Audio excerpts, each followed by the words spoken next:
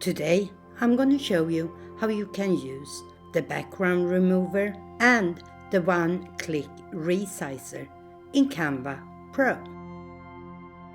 Hejsan hej, I am PixelPia, and in my series about Canva Pro, it is now time to use the background remover and the one-click resizer.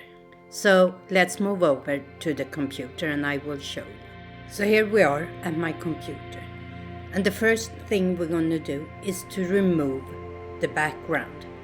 I have opened this square with the green background just to make it easier for you to see. So let's add a photo here that I have uploaded.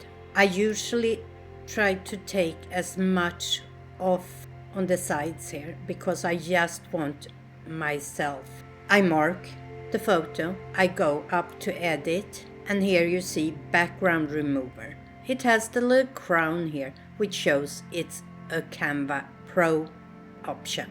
So all I have to do is click.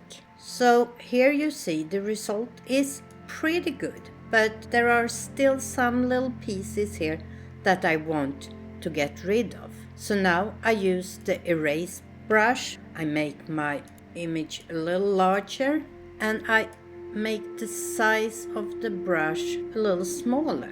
And then I can go just in here and erase. If I happen to do too much here, I took a chunk out of my shoulder. I choose the restore and I go over the area that I want to restore. That looks pretty good. Now I can download this if I want to work with it more in another software or use it somewhere else. And when I click download, I can choose transparent background, and that's one of the reasons why I chose this green, because that will not show up in my picture. So let's just save it here. Let's open a new design, any size here, and let's hit a background. And now to show you how that was saved, let me upload the picture I just saved as with the transparent background, and let's add it here. As you see, the green that I had as a background has now disappeared, and I can resize this and keep on working with it in my creation. Now let's take a look at the one-click resize. Let's create a design and let's do it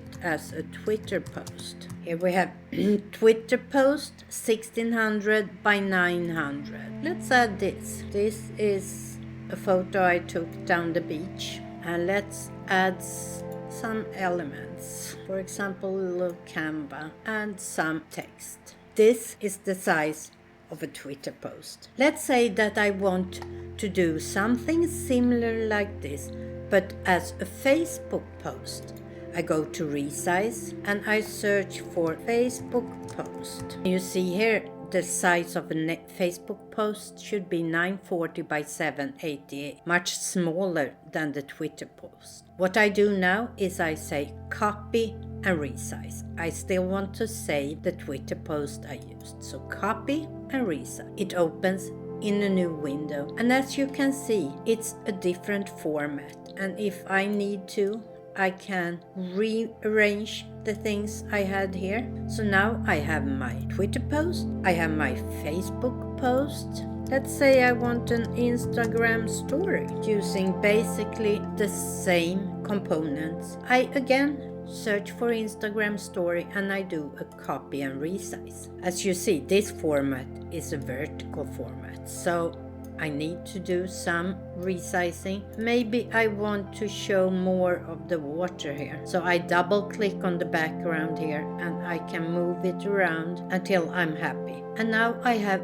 3 versions of basically the same creation, just a little different versions. And here we have them now. The first one is the Twitter post. I should have named them right up here.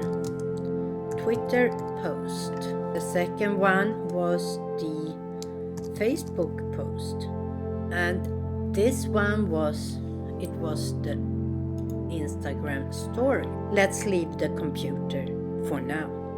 I hope this inspired you to try Canva Pro. And if you want to try it free for 30 days, I have a link in the description, which is an affiliate link that gives you 30 days free of Canva Pro. In my next video in this series, we will take a closer look at how to use the content planner. And remember, never stop learning.